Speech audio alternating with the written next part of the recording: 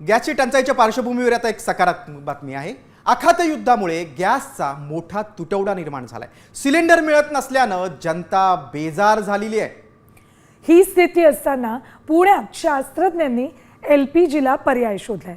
हे स्वदेशी इंधन काय आहे, शास्त्रज्ञांनी काय माहिती दिली आहे, पाहूयात एक रिपोर्ट। एलपीजीला स्वदेशी डीएमईचा पर्याय।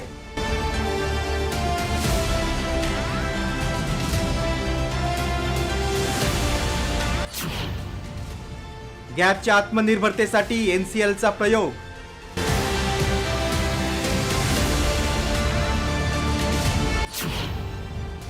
स्वयंपाकापासून वाहनांपर्यंत स्वदेशी गॅस।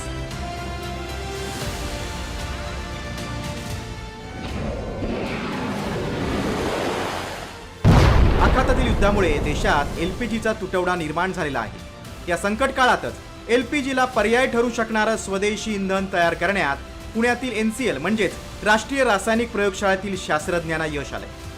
डीएमई म्हणजेच डायमिथिल इथर असं त्याचं नाव आहे। डीएमईच्या रासायनिक प्रक्रियेसाठी आवश्यक संप्रेरक एनसीएलनं विकसित केलाय।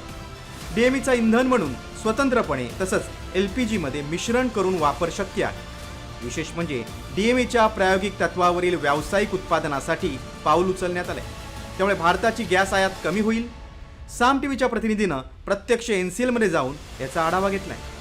अशा प्रकारे हा गॅस जो आहे तो डायमिथिल इथरचा जो आहे तो बनवण्यात आलाय।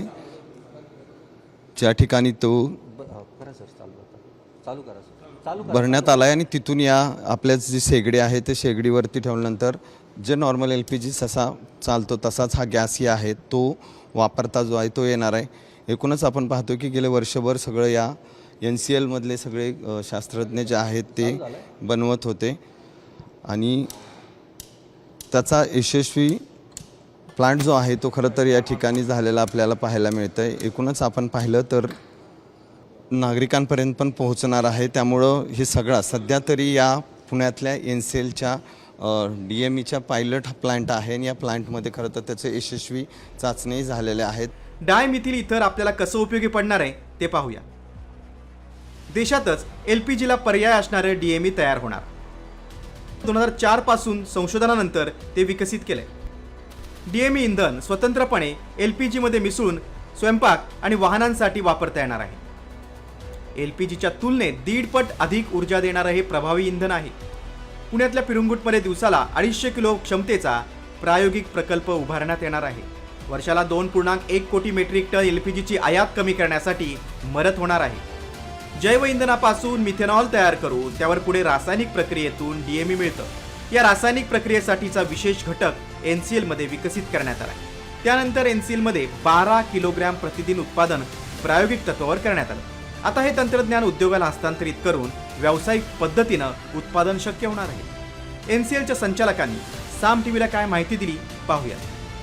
भारताच्या स्केलला जे प्रोडक्शन करायचं आहे आपल्याला ते साधारण 1,500 टन पर डे ही मिनिमम क्वांटिटी आहे। 1,500 टन पर डे। त्यामुळे आत्ता 250 किलो पर डे इथून 1,500 टन पर डे इथे जायला मधली एक मजल गाठायला लागते, ती आहे 2.5 टन पर डेची। तर आता हा प्लॅन सुरू झाला की आम्ही पुढचा डिझाईन आमचं झालेलं आहे ऑलरेडी। भारताला आत्मनिर्भर करण्याचा प्रयत्न सर्व क्षेत्रात होतोय। आता एनसीएल शास्त्रज्ञांनी आपल्या संशोधनातून एलपीजीवर पर्याय शोधून काढला असला तरी तो सामान्यांपर्यंत कधी पोहोचणार आणि तो त्यांना परवडणार का, याबाबत सर्वांनाच उत्सुकता आहे। सचिन जाधव, साम टीव्ही, पुणे।